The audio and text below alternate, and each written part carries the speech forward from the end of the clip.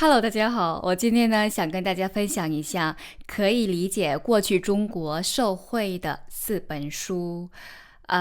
其实呢，这书在中国被指定为禁书，这个理由我不必要说吧，应该大家都知道。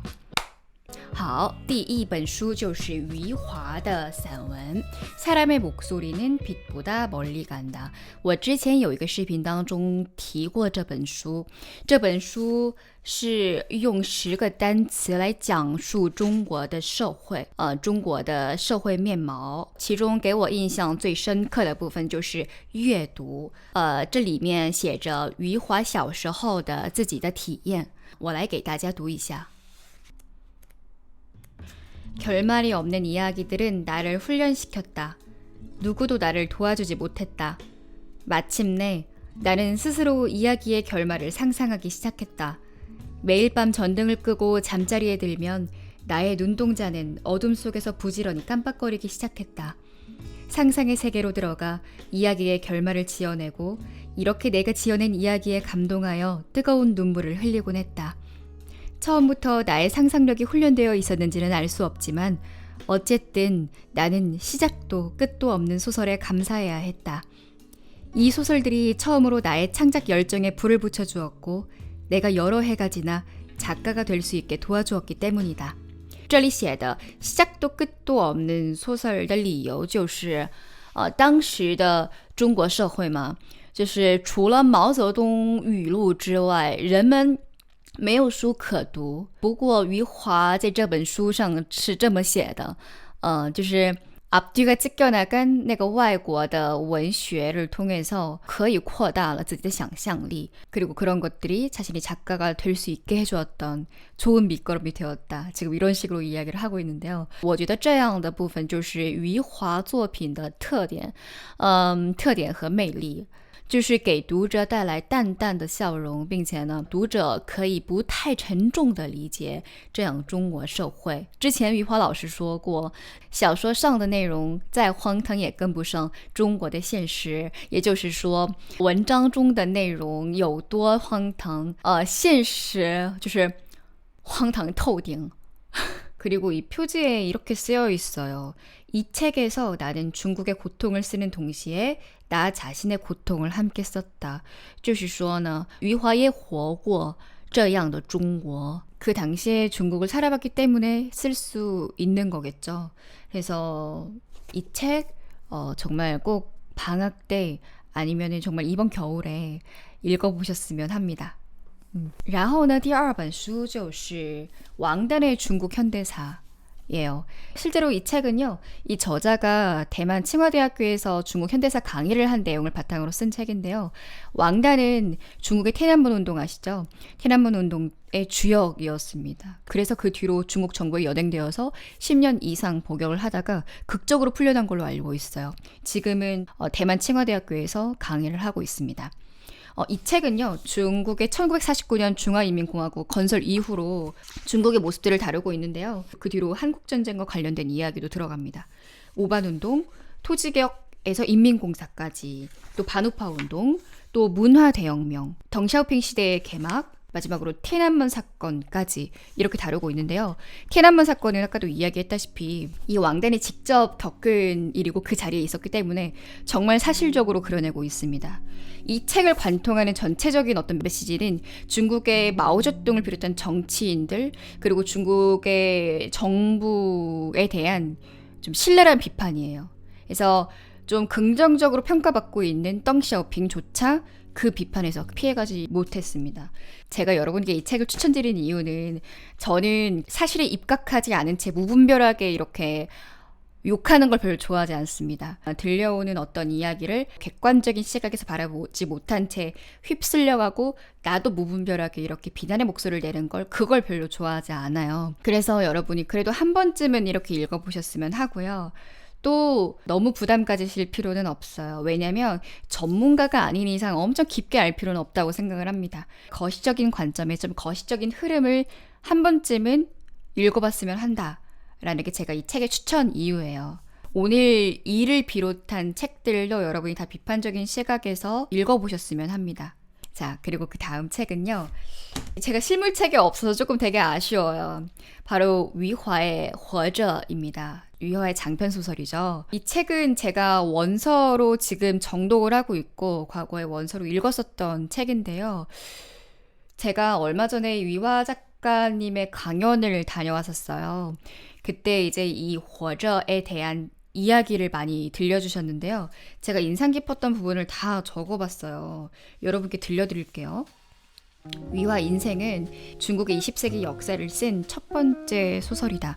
나는 고난의 역사를 쓰지 않을 수 없었다. 那时候的中国人是熬过来的，不是生活过来的。 이렇게 말씀을 하시면서 活着就是我的幸运之书每一个作者有自己的幸运之书活着就是我的幸运之书 이렇게 말씀을 하셨어요. 사실 이게 한국에서 출판한 첫 번째 책입니다. 위화 작가님이 생각하는 活着의 의미는 在旁观者的立场上看그 주인공 푸구이의 인생이요. 苦难只是苦难인데 사실 푸구이의 입장, 그러니까 1인칭 관점에서 보면 对于富贵来说自己的人生不是苦难而是欢乐 이렇게 말씀을 하셨습니다. 그래서 이 책을 보면은 정말 그 푸구이의 인생이 정말 고통스럽거든요. 너무 마음이 아픕니다. 그 원서읽기 모임에서도 지금 원서로 活着를 읽는 분들이 계시고 완독한 분도 계신데요. 다들 하는 말씀이 진짜 작가님 너무하셨다. 어디까지 가려고 하냐. 이런 말을 해요. 정말 여러분께 꼭 들려드리고 싶었던 말은요.